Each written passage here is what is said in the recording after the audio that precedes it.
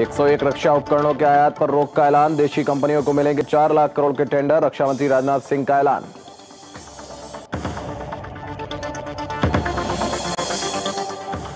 Sudarshan news के 15 साल पूरे। सुदर्शन के शौर्य को मिल रही है देश भर से बधाइयां। उत्तराखंड और मध्य प्रदेश के सीएम समेत गणमान्य लोगों ने दी बधाई।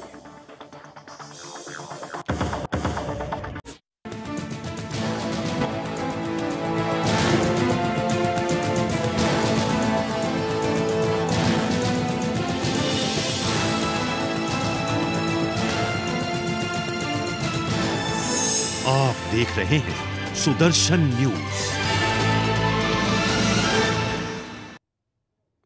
नमस्कार, मैं हूं सुरेश चौहान के और सुदर्शन की राष्ट्रीय व्याख्यान माला के 15वें वर्ष के पहले आज के व्याख्यान में मैं आपका स्वागत करता हूं।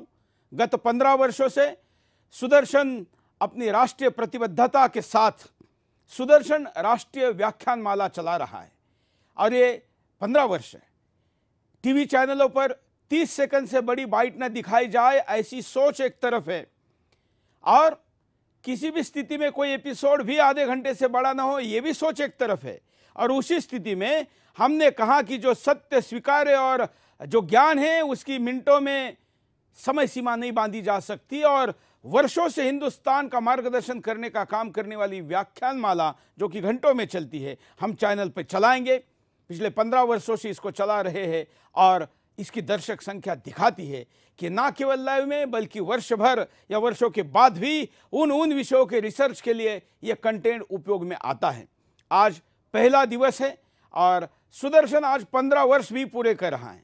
देश भर के तमाम विशेषज्ञों ने, विशिष्ट अतिथियों ने, नेताओं ने, विदेश के भी कई नेताओं ने सुदर्शन के इस राष्ट्रवाद के 15 वर्षों के अभियान की जमकर तारीफ की है, शुभकामनाएं दी हैं। मैं सबका आभार व्यक्त करता हूं।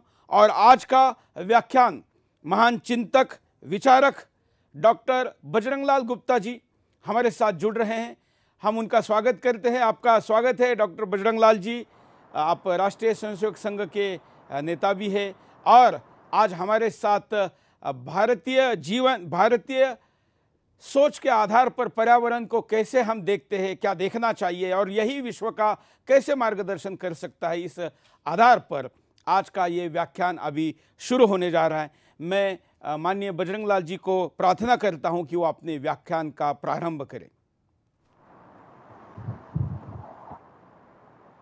सुदर्शन टीवी चैनल के चेयरमैन और बिंदास बोल के बिंदास व्यक्तित्व के धनी और टीवी चैनल में निर्भरता और सत्यता के प्रतीक बन चुके मेरे अत्यंत आत्मीय आदरणीय सुरेश चौहान के जी, मैं सबसे पहले तो इस कार्यक्रम को देख रहे और सुन रहे सुदर्शन टीवी के देश और विदेश में सब लोगों को स्वतंत्रता महोत्सव की हार्दिक बधाई और शुभकामना देता हूँ।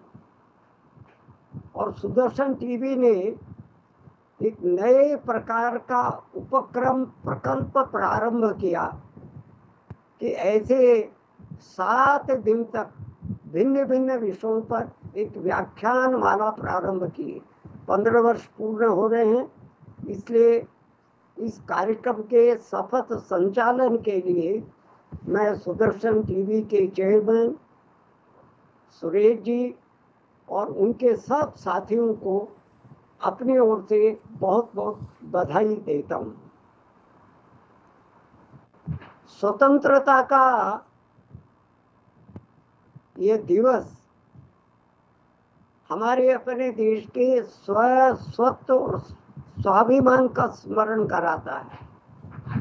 और आज के दिन मैं प्रभु से प्रार्थना करता हूँ कि वे हम सब के हृदय में ये स्वत्व और स्वाभिमान का भाव अंकुरित करें और हम सब लोग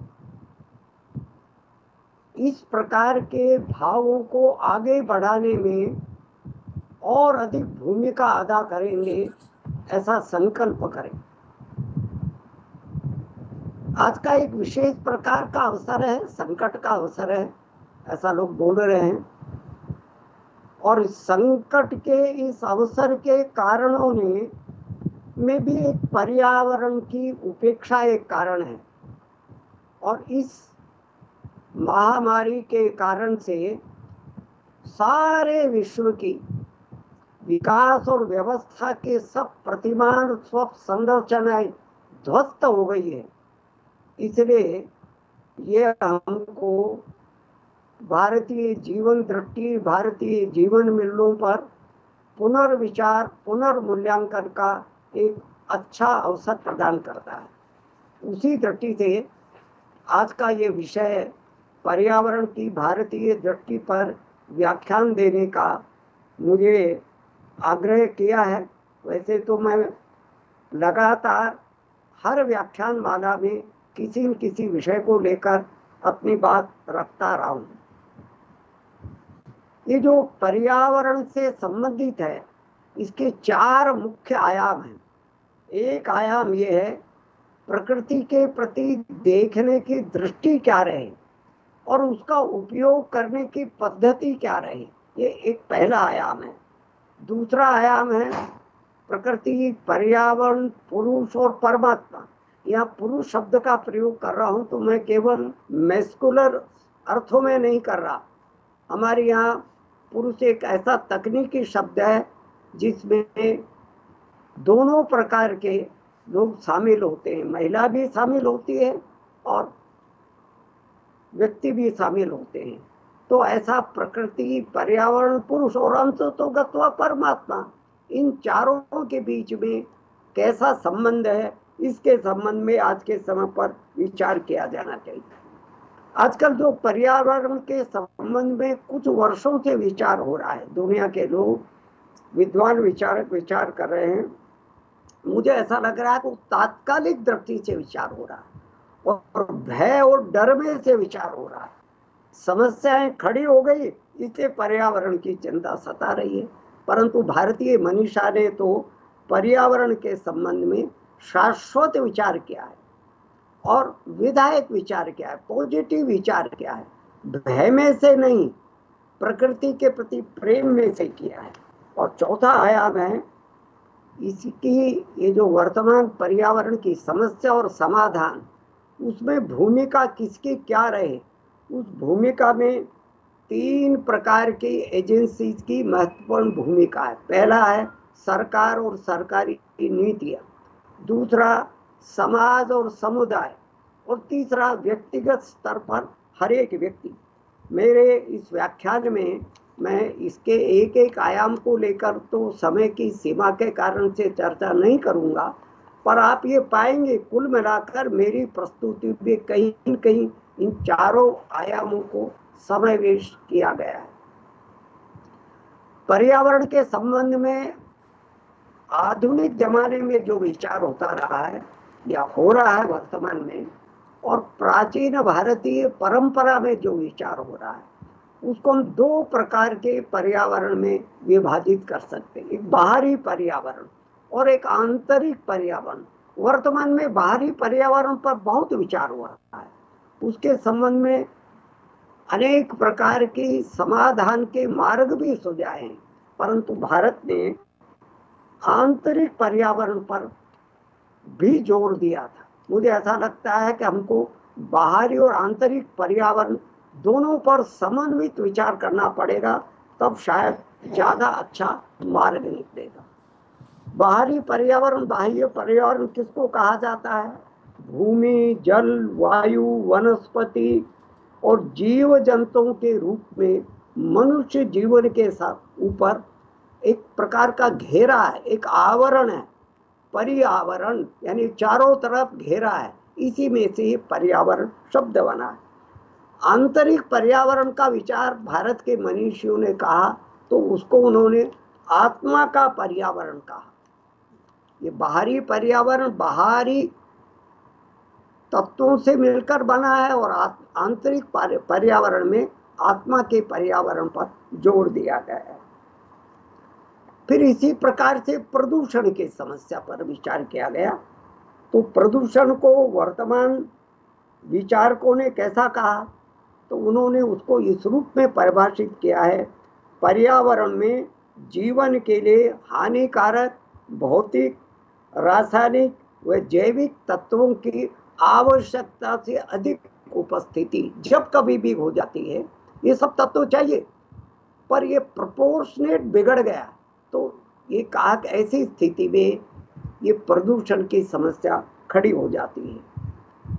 भारतीय दृष्टि के प्रदूषण की थोड़ा आगे चलकर मैं चर्चा करूंगा, पर आजकल पर्यावरण के बाहरी संकट को, प्रदूषण को जिस रूप में बताया जा रहा, अनेक रूप है, विस्तार में मैं नहीं जाऊंगा, परंतु अनेक रूपों में कौन कौन से। पहला रूप है भूमंडलीय ताप में वृद्धि, अर्थात धरती की तपन बढ़ रही है, और तपन बढ़ने के कारण से ग्लेशियर पिघल रहे हैं, समुद्र जल के स्तर के बढ़ने का खतरा बढ़ गया है।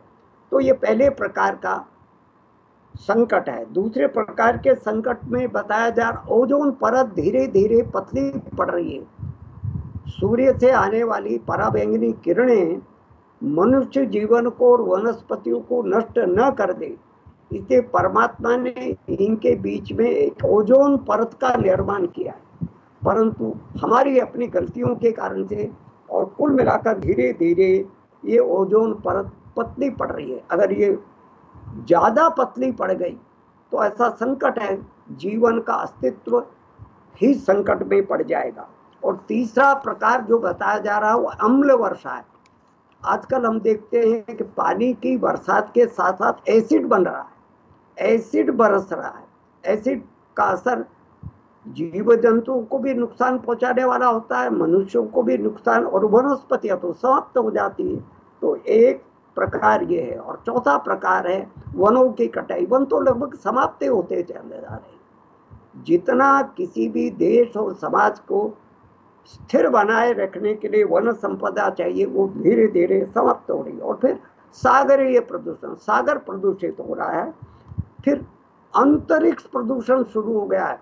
अंतरिक्ष में बहुत सारा मलबा इकट्ठा हो रहा है। पहले हम ये मानते थे आकाश और अंतरिक्ष सबसे स्वच्छ है, वहाँ भी कठिनाई पैदा हो गई। और फिर मिट्टी का प्रदूषण, जल का प्रदूषण, वायु का प्रदूषण, ध्वनि का प्रदूषण, इस सबको हम लोग जानते हैं। ये सब प्रदूषण के भिन्न भिन्न रूप है।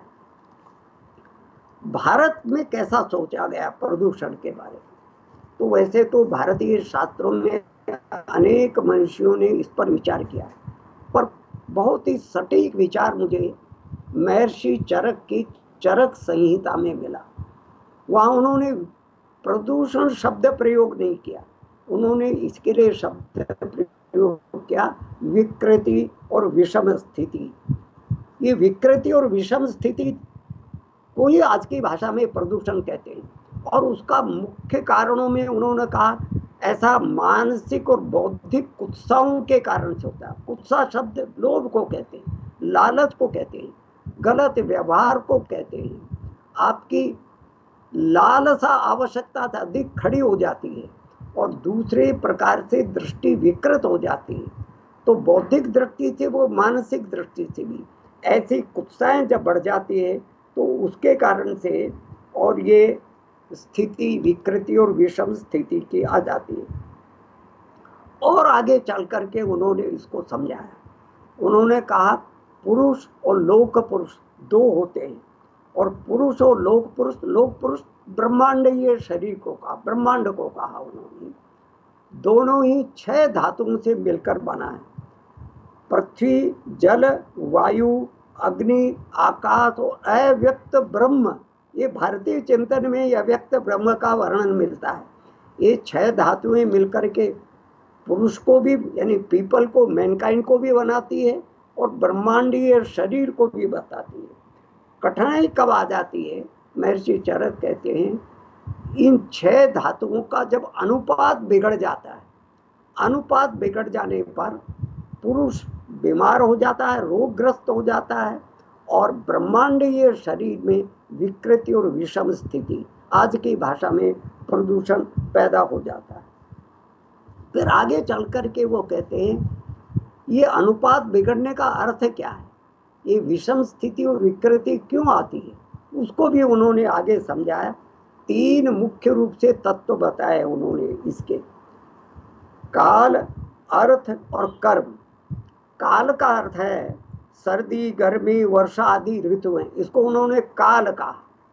और अर्थ का मतलब है शब्द, स्पर्श, रस, गंध, ये जो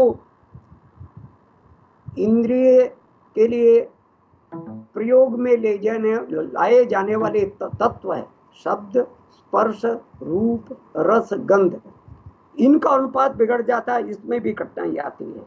और फिर कर्म का, कर्म उन्होंने तीन प्रकार का बताया, कायिक, मानसिक, वाचिक। यानी हम अपने शरीर से जो कर्म करते हैं वो है, मानसिक मेंटल कर्म जो करते हैं वो है, और वाचिक वाणी के द्वारा करते हैं। उन्होंने कहा कि इनमें जो स्थिति ऐसी बन जाती है कि या तो अतियोग हो जाता है, या अयोग हो जाता है, या मिथ्या योग। बहुत टेक्निकल शब्दों का बहुत ही गूढ़ रहस्य में प्रयोग किया है। मतलब वर्षा अधिक हो जाए तो पर्यावरण बिगड़ जाएगा, वर्षा न हो, अयोग हो जाए तो अकाल पड़ जाएगा।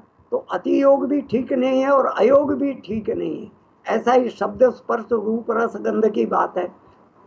रूप, रस, गंध पर इंद्रिया बहुत ज्यादा मोहित हो गई तब भी परेशानी पैदा होती है, और उसका कहीं रसास्वादन ही नहीं किया, रूप, रस, गंध वो इंद्रियों को लगता ही नहीं है, तो संकट। कोरोना के बारे में ये आजकल बोला जा रहा है ना, उसके लक्षणों में एक रस ये है, कोरोना के मरीज को कहीं स्मेल ही नहीं आती, गंध ही नहीं आती, उसका गंध की क्षमता ही समाप्त हो गई है।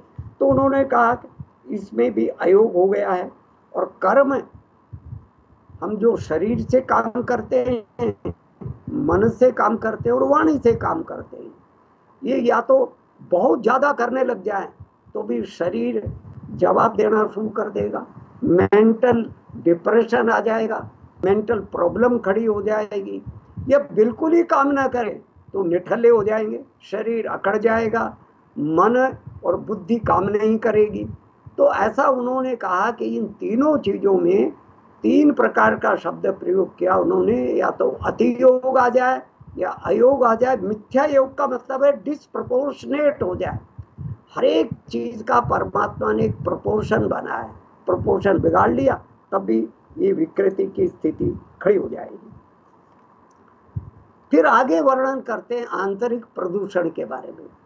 आंतरिक प्रदूषण के बारे में महर्षि चरक समझाते हैं, उसका कारण है धी, धृति और स्मृति में विकार उत्पन्न हो जाना। धी बुद्धि को कहते हैं, बुद्धि बिगड़ गई, बुद्धि का विकार उत्पन्न हो गया तो आपके द्वारा अनेक प्रकार के उत्पात होंगे ना। फिर आप वृक्षों की कटाई करेंगे, गंदगी फैलाएंगे, अनेक ऐसी चीजों का प्रयोग करेंगे जो प्रदूषण बढ़ाने में योगदान देती है, क्योंकि धी खराब होगी, उसमें विकार उत्पन्न हो गया। धृति कहा, धैर्य को कहा, संकल्प को कहा, आपने आज तय किया कि हम ठीक प्रकार से व्यवहार करेंगे गलत चीजों का, और कल को जाकर करके बदल लिया विचार। तो धैर्य न रहने के कारण से भी ये आंतरिक प्रदूषण की समस्या। और स्मृति, याद ही नहीं रहा, स्मृति बिगड़ गई। जो गीता का संवाद आता है उसमें अर्जुन अपनी स्थिति का वर्णन करते समय स्मृति विभ्रंशांत, स्मृति का विभ्रंश होने से बुद्धि नाश हो जाती है, और बुद्धि नाश होने से पराभव को प्राप्त होता है। तो कृष्ण ने उनको स्मृतिकरण, तुम कौन हो, किस काम के लिए पैदा हुए, तुम्हारा धर्म क्या है, तुम्हारा कर्तव्य क्या है, वही याद दिलाने का काम किया। इसलिए हमारे यहाँ पर ये कहा गया कि ये आंतरिक प्रदूषण के मुख्य कारण भारतीय दृष्टि से ये है। अब थोड़ा सा विवेचन में पर्यावरण के समय पर संबंध में कुल मिलाकर भारतीय दर्शन, दृष्टि और व्यवहार कैसा है, इसको जरा ठीक से समझ लिया हमने, और उस प्रकार से अगर पर्यावरण की समस्या को एड्रेस कर लिया तो ये संकट खड़ा नहीं होगा, यह कम हो जाएगा। पहली बात जिस पर बहुत जोर दिया हमारे मनीषियों ने, सारा खेल विश्व दृष्टि का है, जिसको अंग्रेजी में वर्ल्ड व्यू कहते हैं। आप सृष्टि को और समाज को किस निगाह से देखते हैं? तो वर्तमान में दुर्भाग्य से ऐसा हो गया है, वो दृष्टि ही बिगड़ गई है। और इस विश्व दृष्टि को कहा जाता है खंडित यांत्रिक विश्व दृष्टि, फ्रेगमेंटेड मैकेनिस्टिक वर्ल्ड व्यू। सृष्टि को हमने कैसा देखा? टुकड़ों टुकड़ों में देखा। सृष्टि को हमने कैसा देखा? मशीन मानकर देखा। तो समाज और सृष्टि के साथ मशीन मारकर व्यवहार करेंगे तो वो तो जड़ के साथ किया हुआ व्यवहार हो गया ना। उसमें तो कहीं संवेदना और प्रेम और आत्मीयता का भाव नहीं रहेगा ना। फिर वनों में पेड़ कट रहा है, आपको दर्द थोड़ा ही होगा। नदियां प्रदूषित हो रही, आपके मन पर उसका कोई असर थोड़ा ही होगा। कचरा फैलता जा रहा है, उसके कारण से आपको टीस थोड़ी पैदा होगी। इसलिए विश्व दृष्टि को बदलना, ये काम करना पड़ेगा, ऐसा हमारे मनीषी कहते हैं। कैसी विश्व दृष्टि चाहिए? उसको हम लोग ऐसा बोलते हैं समग्र समन्वित एकात्म विश्व दृष्टि। अंग्रेजी में उसको ऐसा कहेंगे integrated holistic integral world view. ये संपूर्ण सृष्टि, संपूर्ण चराचर जगत एक दूसरे के साथ जुड़ा हुआ है, गुथा हुआ, अलग नहीं है। इसीलिए तो हमारे शास्त्रों में कहा ना, यत पिंडे तत् ब्रह्मांडे, यत ब्रह्मांडे तत् पिंडे। तो सरल भाषा में कहा, बीज में वृक्ष है, वृक्ष में बीज है, सब एक ही तत्व के साथ जुड़े हुए, ऑर्गेनिक रिलेशनशिप है। पहले लोग हमारी इस मान्यता पर मजाक उड़ाते थे, कैसे लोग हैं, ऐसा कैसे हो सकता है? सब ब्रह्म से ही बना है, जड़ चेतन तत्व, ये हो ही नहीं सकता। पर अब धीरे धीरे विज्ञान की जो नवीनतम खोजें हो रही है, अभी फिजिक्स में कुछ वर्षों पहले जो नवीनतम खोज हुई है, उस पर से वैज्ञानिक इस निष्कर्ष पर पहुंचे, इस सृष्टि की रचना एक पार्टिकल से हुई है। उस पार्टिकल को उन्होंने बोसोन पार्टिकल कहा, किसी ने उसको गॉड पार्टिकल कहा, हमने उसको ब्रह्म कहा। तो कुल मिलाकर ये विश्व दृष्टि अगर बदल गई तो फिर कुल मिलाकर एक संवेदना का व्यवहार प्रारंभ हो जाएगा सृष्टि के तमाम जगत के साथ में। तो ये पहला काम भारतीय दृष्टि ने इसके संबंध में बहुत विस्तार के साथ लिखा है और विचार किया है। मुझे ऐसा लगता है कि वर्तमान समय में इस पर्यावरण पर विचार करते समय इस विश्व दृष्टि को बदलना, ये पहला काम करना पड़ेगा। दूसरा काम, हमारे यहाँ प्रकृति चक्र की चर्चा है। 3 प्रकार के शब्दों का प्रयोग है, तीनों अन्योन्याश्रित है, पर्यायवाची है। प्रकृति चक्र है, सृष्टि चक्र है, यज्ञ चक्र है। ये सर्कल में चलता है, प्रकृति का चक्र चलता है, सृष्टि का चक्र चलता है, सृष्टि का निर्माण होता है, विनाश होता है। ऐसे प्रकृति में अनेक चीजें उगती है, बढ़ती है, कुछ समय के बाद में तिरोधान हो जाता, फिर नई चीजें खड़ी हो जाती।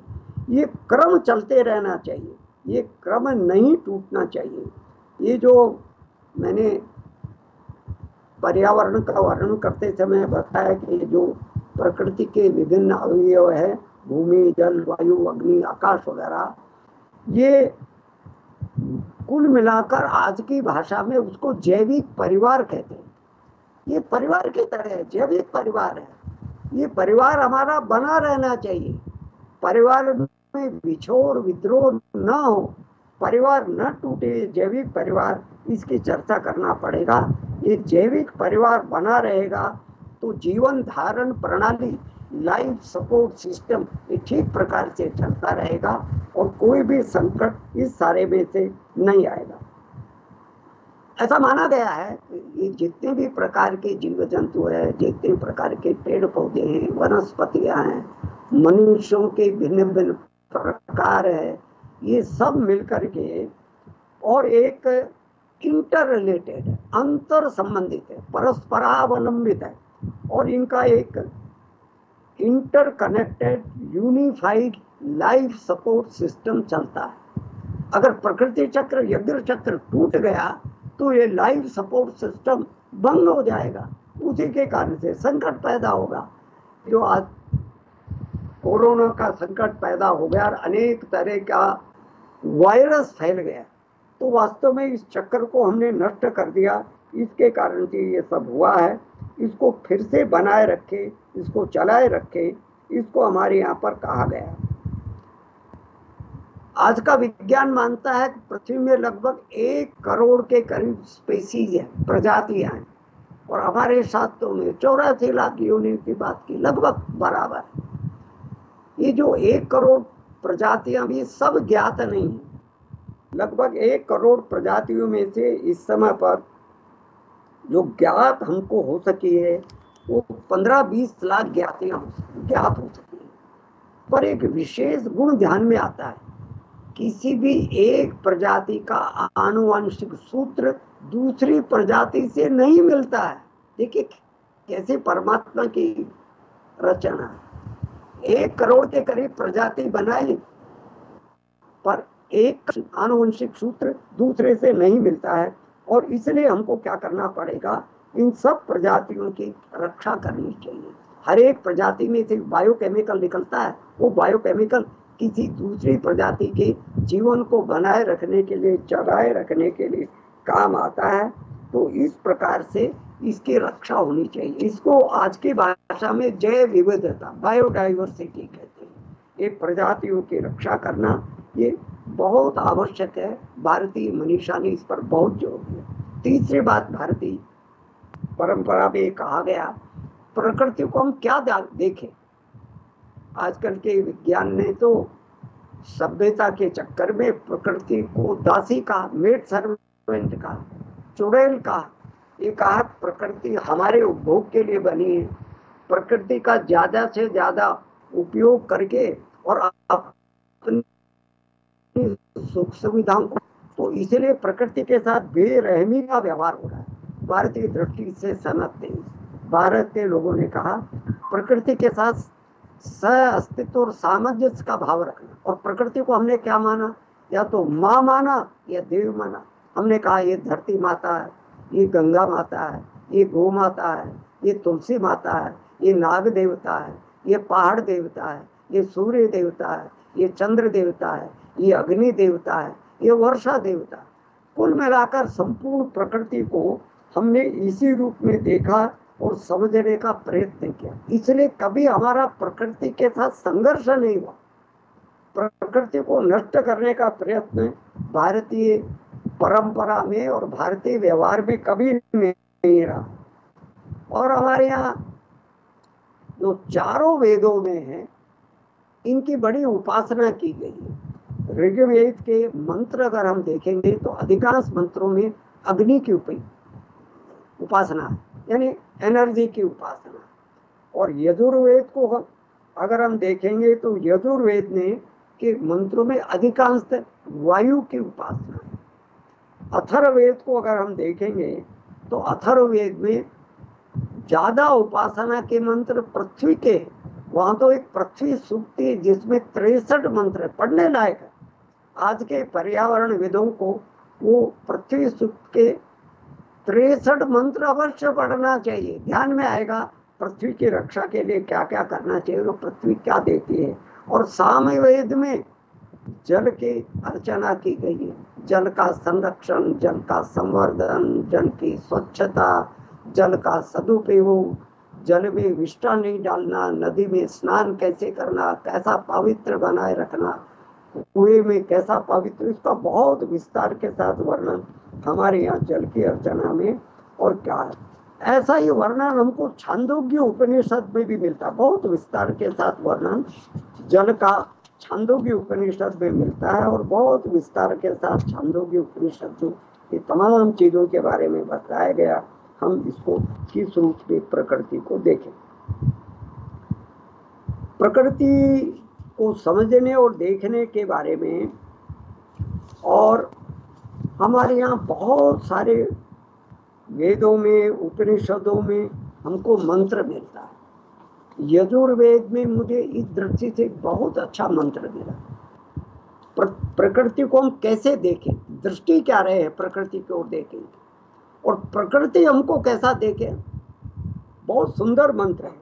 वो कहता है यजुर्वेद, मित्र क्षमा चक्षुषा सर्वाणि भूतानि समुक्षन्ताम्, मित्रश्याम चक्षुषा सर्वाणि समीक्षे, मित्र से चक्षुषा समीक्षा महे। ऐसा ये जो अर्थ इसका ये है, पहले पंक्ति का अर्थ है संपूर्ण प्रकृति को मैं मित्र के भांति देखूं, मित्र का नुकसान नहीं करते हैं ना, मित्र की तरह देखूं। और दूसरी लाइन में आगे कहा गया मित्र श्याम चक्षुषा सर्वाणि, और सारी प्रकृति भी मुझे मित्र की तरह देखे, मैं भी प्रकृति को मित्र की तरह देखूं, उसी तरह से व्यवहार करूं और वो भी मुझे। और अंत में दोनों का परस्पर संबंध बताया मित्र से चक्षुषा, हम एक दूसरे को मित्र की भांति देखें। तो प्रकृति के प्रति देखने का इतना सुंदर वर्णन हमारे यहाँ मिलता है। रामचरितमानस में भी बहुत सुंदर एक चौपाई तुलसीदास जी ने इस संबंध में कही है। जड़ चेतन जग जीव जन सकल राममय जान, बंदऊ सकल पद कमल सदा जोरी जुग पान। यानी प्रकृति के भिन्न भिन्न अवयवों को गिनाया उन्होंने, जड़ भी चेतन भी।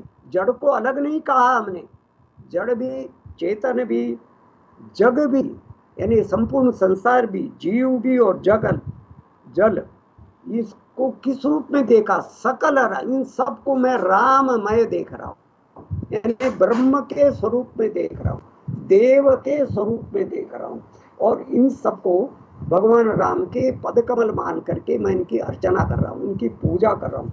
इतना सुंदर और इतना सटीक विचार हमारे यहाँ के मनीषियों ने इसके प्रकृति के संबंध में किया है उन्होंने। और कुल मिलाकर देखेंगे तो भारत का तो संपूर्ण चिंतन और व्यवहार प्रकृति का प्रेमी, प्रकृति प्रेमी रहा ना।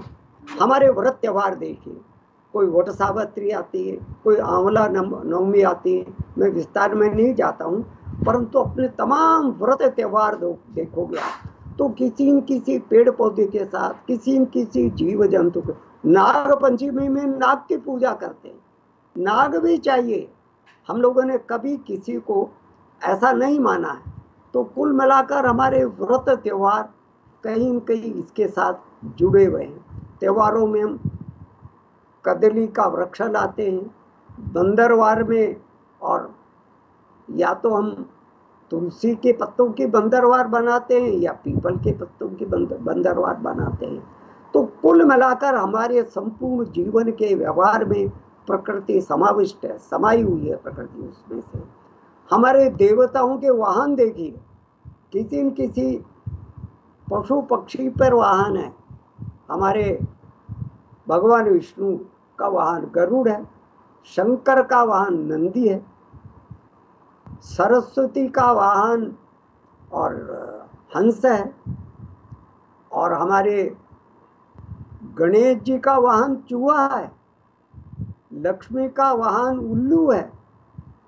तो कुल मिलाकर एक संकेत है कि हम देवता की पूजा करने के साथ साथ वाहनों की भी पूजा करते हैं, अर्थात उसकी जीव जंतुओं की और पेड़ पौधों की पूजा करते हैं। तो कुल मिलाकर हमारे यहाँ प्रकृति के संबंध में इस प्रकार का दृष्टिकोण हमने रहा। और चौथी बात जो पर्यावरण की दृष्टि में से हमारा महत्व की बात है, उपभोग शैली और जीवन शैली। आजकल पर्यावरण नष्ट क्यों हुआ, प्रदूषण क्यों फैल रहा? हमारे कारण से फैल रहा। हम लोग भोगवादी हो गए, अनावश्यक चीजों का उपभोग करते चले जा रहे हैं, और हमारी सुख सुविधाओं के लिए पेड़ पौधों को नष्ट कर रहे हैं, ये जीव जंतुओं को मान रहे हैं। एक स्टडी ऐसी आई है, जितने सौंदर्य प्रसाधनों का प्रयोग करते हैं, सौंदर्य प्रसाधन में किसी भी जीव जंतु की या तो हड्डी या मांस मज्जा का प्रयोग होता है। तो कैसे सौंदर्य प्रसाधन है? मन के सौंदर्य के बजाय तन के सौंदर्य के लिए और इस प्रकार से हम प्रयोग कर रहे हैं, तो इसको बदलना पड़ेगा। आवश्यकता से अधिक उपभोग करने का मतलब है हम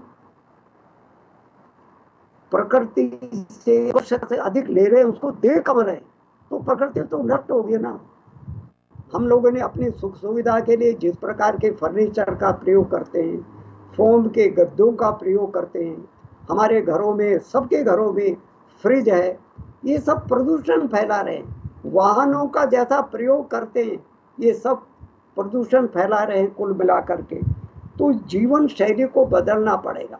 आज जो बहुत बड़ा कचरा इकट्ठा हो गया, हमारी भोगवादी जीवन शैली के पहाड़ बन रहे हैं ना।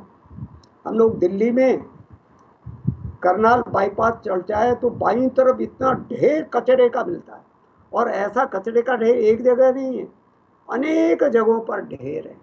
और दुनिया के तथाकथित संपन्न देशों में तो कचरों के इतने ढेर इकट्ठा हो गए हैं जिसकी कोई तुलना नहीं है। तो उसका विचार करना पड़ेगा ना अपने को। ये धरती माता कैसे वजन करेगी? हमारे यहाँ कथा आती है ना, राक्षसों के अत्याचार के कारण से धरती माता देवताओं को साथ लेकर भगवान विष्णु को मिलने गई कि ये भगवान, मुझे इन राक्षसों का वजन नहीं सहा जा रहा। राक्षसों के वजन नहीं सहा जा रहे का क्या अर्थ था? राक्षस करते क्या थे? पेड़ पौधों को नष्ट करते थे, जीव जंतुओं को नष्ट करते थे, अनेक लोगों को मारकर हड्डियां डाल देते थे, मज्जा डाल देते थे। तो धरती की एक सिंकिंग कैपेसिटी होती है, आज की भाषा में उसको प्रिंसिपल ऑफ थर्मोडायनेमिक्स कहते हैं।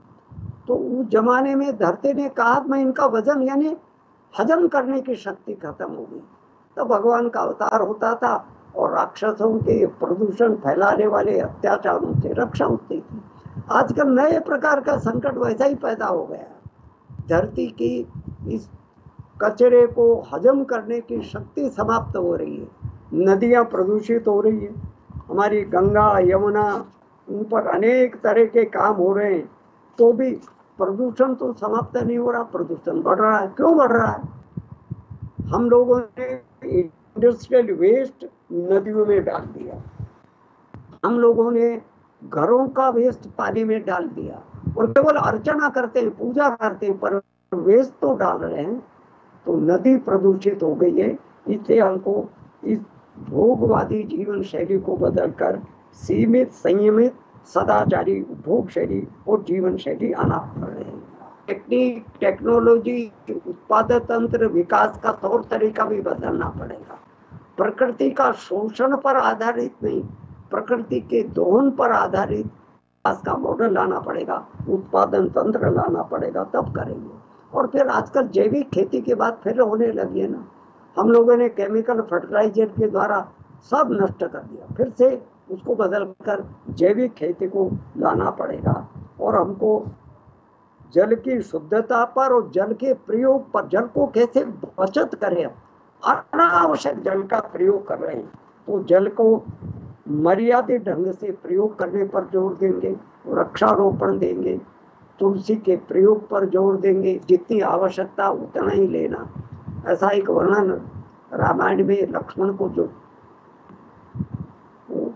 मूर्छित हो गए तो हनुमान जी संजीवनी बूटी का पहाड़ उठा कर लिया। वर्णन ऐसा आता है, सुखोन वैद्य उस संजीवनी बूटी के सामने खड़े हुए और प्रार्थना की, हे संजीवनी, मेरा एक पेशेंट बीमार है, मुझे आपके कुछ पत्ते तोड़ने की इजाजत। समूची संजीवनी को नहीं तोड़ा उन्होंने। तो कुल मिलाकर उपभोग की मर्यादा का हम पालन करेंगे तो पर्यावरण की ठीक प्रकार से रक्षा हो सकेगी। मैं यहाँ पर उस समय उसके लिए छोड़ करके उस प्रश्नोत्तर के लिए हमारे सुरेश चौहान जी कह रहे थे, उस प्रश्नोत्तर के लिए भी समय छोड़ना, इसलिए मैं यहीं पर अपने इस व्याख्यान को मर्यादित करते हुए और सुदर्शन टीवी चैनल को धन्यवाद देते हुए अपना व्याख्यान समाप्त करता हूँ। बहुत बहुत धन्यवाद। धन्यवाद माननीय बजरंगलाल जी। कुछ प्रश्न है तो हम आपके द्वारा, जिन्होंने प्रश्न भेजा है उनके लिए उत्तर आपसे चाहेंगे। हमारे साथ इस वक्त लाइव में तमाम दर्शक जुड़े हैं, वो आपसे प्रश्न पूछना चाहते हैं। हम दो विंडो में आपसे बात करते हैं। संजय सिंह लखनऊ से पूछ रहे हैं कि तीसरा विश्व युद्ध पानी के लिए होगा ऐसा कहा जाता था, क्या यह स्थिति अभी भी बनी है या इसके उपाय की दिशा में विश्व का नेतृत्व करने वाले लोग किसी समाधान पर पहुंचे हैं? स्थिति तो बन रही है, परंतु डरने का कोई कारण नहीं बनता। अगर पर्यावरण के और जल के संबंध में भारतीय दृष्टि हमने अपना ली और जल का संचलन, संवर्धन और स्वच्छता को ईमानदारी से पालन करना शुरू कर दिया तो इस विश्व युद्ध को टाला जा सकता है। और अगर हमने नादानी की, हमने उपेक्षा की, तो फिर जो कुछ प्रकृति की इच्छा होगी वैसा होकर रहे। जो विश्व का नेतृत्व करने वाले देश है, जो पर्यावरण के सम्मेलनों में समय लगाते हैं, लेकिन आदेश तो छोटे और गरीब देशों पर थोपते हैं। ऐसा है कि जो पर्यावरण को लेकर के ये अर्थ समिट कर रहे हैं बड़े बड़े देश, उसको पृथ्वी सम्मेलन नाम देते हैं, अर्थ सम्मेलन देते हैं, उसमें कोड ऑफ कंडक्ट तैयार करते हैं, पर सबसे ज्यादा दुनिया के प्रदूषण फैलाने वाले और पर्यावरण को नष्ट करने वाले लोग ही उसकी पालना नहीं कर रहे हैं। और दबाव किस पर बढ़ाते हैं?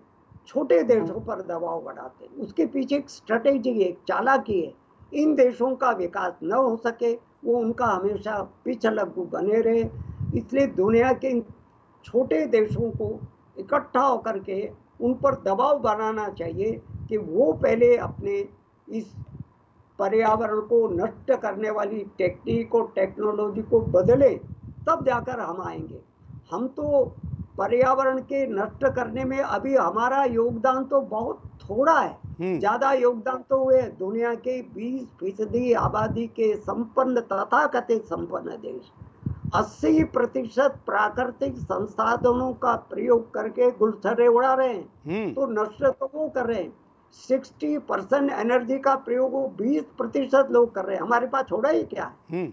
इसलिए आज विश्व को एक नए प्रकार का नेतृत्व चाहिए और मुझे ऐसा लगता है भारत इसमें लीड ले सकता है। पृथ्वी सम्मेलनों में भी भारत की भूमिका प्रारंभ से लेकर अब तक बहुत ही और अत्यंत वंदनीय रही है। सरकार कोई भी रहे, परंतु हमारे यहाँ ये ओम द्यो शांति का मंत्र पहले पृथ्वी सम्मेलन में जब प्रस्तुत किया हमारे प्रतिनिधि ने, तो सब लोग कहने लगे ये तो पर्यावरण की और ग्रंथ है, आपने पहले क्यों नहीं रख दिया? पर रख तो दिया, पालन करने में सर्वाधिक कोताही बरत रहे हैं, तो तथाकथित संपन्न देश बरत रहे हैं, तो दबाव बनाने की आवश्यकता है। बिल्कुल, नेतृत्व तो भारत के हाथ में आना चाहिए। कोरोना में यह भ्रम फैलाया गया कि इससे ओजोन परत भर गई, प्रदूषण समाप्त हो गया, लेकिन क्या विशेषज्ञ ऐसा मानते हैं? रजत मिश्रा लखनऊ से प्रश्न पूछ रहे हैं। क्या प्रश्न स्पष्ट नहीं हुआ? प्रश्न यह था कि कोरोना में यह भ्रम फैलाया गया कि इससे ओजोन परत भर गई है, मतलब इतना समय, जिस समय में लोग घरों में रहे, इतने पर्याप्त मतलब मोमेंट नहीं हुई, प्रदूषण नहीं, इतने ही समय में ओजोन भर गया जो हमने कई दशकों से जिसको डैमेज किया था। दोनों तरह की बातें कही जा रही है। ओजोन परत को लेकर के भी कही जा रही है और दिल्ली में यमुना साफ हो गई है। हाँ, दिल्ली में यमुना साफ हो गई, ये भी कही जा रही है। पर ये कोई हल थोड़ा ही है, समस्या का स्थायी समाधान थोड़ा ही है। ये तो भय में से उत्पन्न व्यवस्था है। आजकल का जो कुछ भी लोग चर्चा कर रहे हैं, इस प्रकार से घरों में बंद रह करके देश और दुनिया कब तक चलेगी? हमको विचार तो ये करना है, देश और दुनिया भी चले, समाज की व्यवस्था भी चले, अर्थव्यवस्था भी चले, और हम पर्यावरण का संरक्षण भी कर सके, जल की शुद्धि भी कर सके, ओजोन परत को भी बचाए रख सके। हम अपने कारनामों बिल्कुल, हम अपने कारनामे कम से कम ऐसे ना करें जिससे पर्यावरण के बिल्कुल। एक और ये प्रश्न है कि विदेशी, खास करके पश्चिमा वो देश जो विश्व नेतृत्व की बात करते हैं, वो मनुष्य को, अपने देश के मनुष्य को तो पर्यावरण का हिस्सा मानते हैं और पर्यावरण पर हावी होने की छूट भी देते हैं, लेकिन भारत जैसे विकसनशील देश के, खास करके एशियाई देश की संख्या घटाने के लिए वो विभिन्न प्रकार के षड्यंत्र करते हैं। क्या ये भी पर्यावरण के विरुद्ध खेल नहीं है?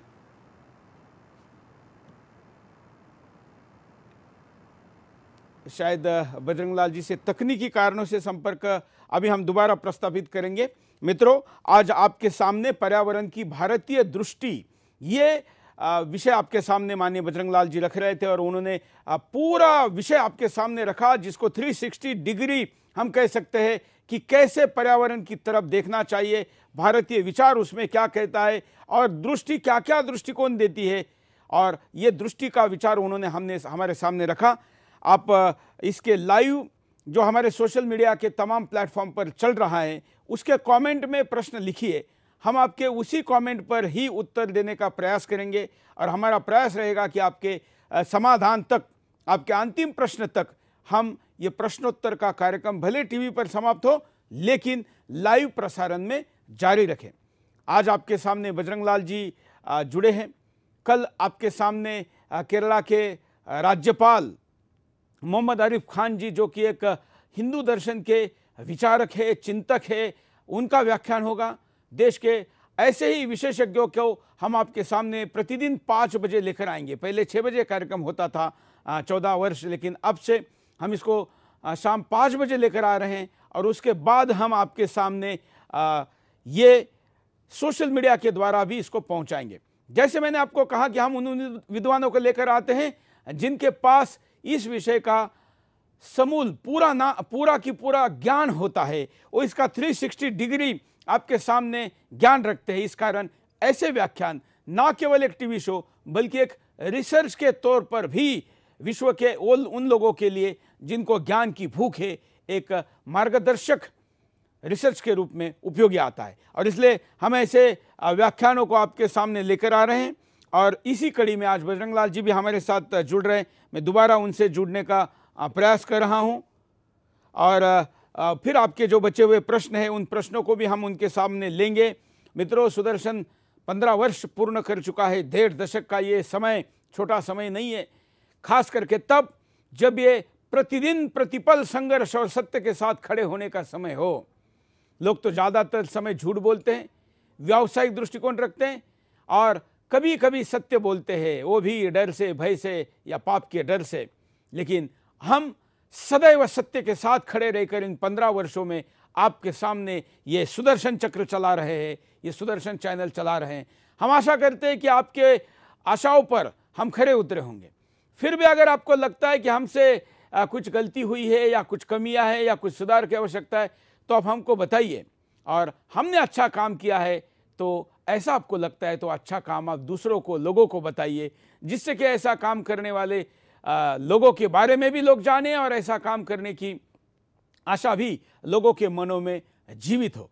ऐसे में लाइव में काफ़ी लोग आज जुड़े हैं, उनके तमाम प्रश्न हैं, लेकिन पूरा व्याख्यान सही तरीके से गया, लेकिन शायद आखिरी में हम माननीय बजरंग लाल जी से अभी जुड़े नहीं हैं, जुड़ने का प्रयास कर रहे हैं। प्रश्न मेरे पास पूछने वाले अनिल शिंदे जी मुंबई से हैं, रमेश जाधव नागपुर से हैं और भी कई लोग हैं। मैं आशा करता हूं कि उन सब के प्रश्नों के उत्तर लाइव स्ट्रीमिंग के कमेंट में आपको मिलेंगे। मैं माननीय बजरंग लाल जी का आभारी हूं और इस कार्यक्रम को देखने के लोगों के लिए भी आभार व्यक्त करता हूं। माननीय बजरंग लाल जी, कुछ प्रश्न में रह गए थे, जिसमें एक प्रश्न है कि पश्चिमी व्यापारी देश मनुष्य को पर्यावरण का हिस्सा नहीं, पर्यावरण का मालिक मानते हैं अपने देशों के, और आशिया जैसे गरीब देशों के लोगों को ज़्यादा संख्या ना हो, उनकी संख्या घटे, क्योंकि प्रकृति के ऊपर केवल अमीरों का अधिकार है, ऐसा मानकर गरीबों की संख्या घटाने के लिए, डीपॉपुलाइजेशन करने के लिए तमाम षड्यंत्र करते हैं। भारतीय दृष्टिकोण इस पर क्या कहता है? भारतीय दृष्टि बड़ी स्पष्ट है इस संबंध में। भारत, बोलते रहिए आप। मेरी आवाज सुनाई दे रही है क्या? हाँ बिल्कुल, आप बोलते रहिए। नहीं, हाँ, भारतीय दृष्टि बड़ी स्पष्ट है। भारत और भारत जैसे तमाम देशों को ये पश्चिमी देशों के षड्यंत्र को 2 प्रकार से समझना होगा। पहली बात, वो अपनी बहबूदी, तरक्की, संपन्नता, अय्याशी को बनाए रखने के लिए तरह तरह के कॉन्सेप्ट गढ़ करके हमारे नीति निर्माताओं के, हमारे एकेडमिशियंस के सामने फेंक देते हैं और हम उनका दास बन जाते हैं। अपने मैंने इसलिए आपके चैनल में प्रारंभ ही यहाँ से किया कि स्वतंत्रता दिवस हमको स्वत्व और स्वाभिमान की संकल्प दे। आज के समय में भारतीय मनीषा के पास में इतना अथाह भंडार है और आप तो अनेक कार्यक्रमों में उसकी चर्चा करवाते भी रहते हैं। उस पर ईमानदारी के साथ में अध्ययन और अन्वेषण करना और उसको अद्यतन बनाना, लेटेस्ट बनाना, उनकी दृष्टि तो प्योर व्यापारिक रहती है।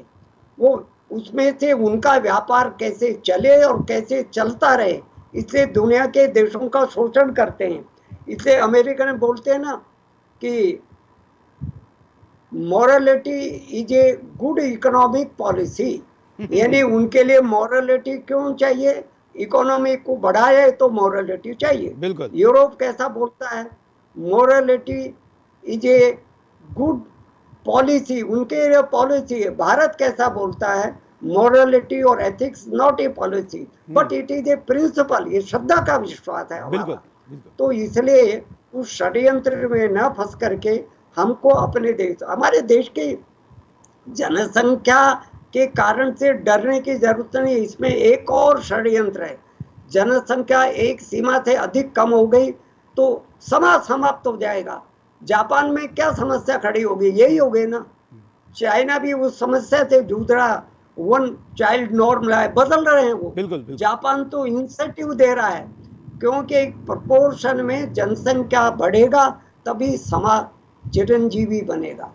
भारतीय समाज को नष्ट करने के लिए ये पॉपुलेशन पॉलिसी का और इस प्रकार का इसलिए हमने 2 बच्चों की बात की, 1 बच्चों की बात नहीं की, क्योंकि समाज में ये भाव बना रहे। एक अंतिम प्रश्न, आजकल ऐसी मोमेंट विश्व में चल रही है, आम आदमी तो उससे ज़्यादा सजग नहीं है, लेकिन एक वन करेंसी, वन नेशन, कोई सीमा नहीं, वन कल्चर, सब कुछ वन। ऐसे में क्या भारतीय दृष्टि कहती है, क्योंकि ये इसमें पर्यावरण, प्रकृति और ब्रह्मांड भी आता है। मैं तो इसका कभी भी पक्षधर नहीं रहा। मैं तो कभी भी इसका पक्षधर नहीं रहा हूं, क्योंकि हमारे यहाँ तो भारतीय संस्कृति का तो सिद्धांत है विविधता में एकता। विविधता संसार का सत्य और सौंदर्य दोनों है।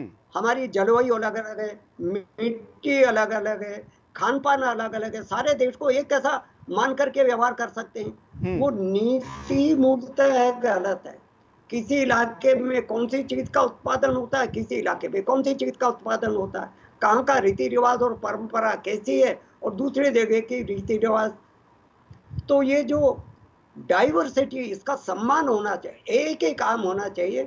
डाइवर्सिटी के बीच में हम विभिन्नता न पैदा कर दें, संघर्ष में खड़ा न कर दें। उनके बीच में एकत्व का तत्व, जोड़ने वाले तत्व कैसा हो सकता है, इसका विचार करें। देश के किसी इलाके में अकाल है और दूसरे इलाके में हमारे पास में पर्याप्त अन्न है, तो हम उसको वहां भेजें। ये एकत्व का भाव। पर पूरे देश को एक जैसा ही मान करके हेजेमनी खड़ा कर लेना, वो तो हमारी भारतीय संस्कृति के विचार से मेल नहीं खाता। बिल्कुल, आपने समय निकाला और हम आपके आभारी तो है। सुदर्शन 15 वर्ष पूर्ण कर रहा है, आप क्या आशीर्वाद देंगे? मैं हमेशा सुदर्शन को अपने परिवार का ही अंग मानता हूँ और खास तौर से सुरेश चौहान जी के साथ में मेरे आत्मीय संबंध है। इसलिए मैं इस सारे अभियान की और ये श्रृंखला लंबी चले और सम्मान हासिल करे, इसके लिए मेरी शुभकामना और परमात्मा से प्रार्थना है कि वो आपको और आपके चैनल को आशीर्वाद दे और मुझे बुलाते रहे, ये भी प्रार्थना है। अब हमें लंबे समय तक मार्गदर्शन करते रहे, आपने समय निकालकर ये पूरा व्याख्यान दिया, इसके लिए हम आपके आभारी हैं। सुदर्शन के दर्शकों की तरफ से मैं आपका धन्यवाद व्यक्त करता हूं। तो आज के इस व्याख्यान माला 15वीं व्याख्यान माला के पहले सूत्र में बजरंग लाल जी थे। कल रोज 5 बजे 15 अगस्त तक हमारे साथ जुड़े रहिए। धन्यवाद। जय हिंद।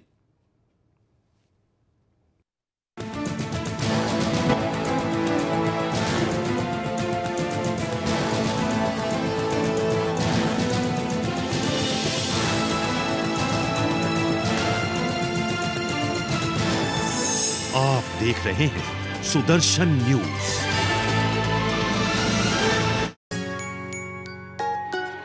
मम्मी की छुटकी, डैडी की गुड़िया, पल में जो भर दे खुशियों से दुनिया।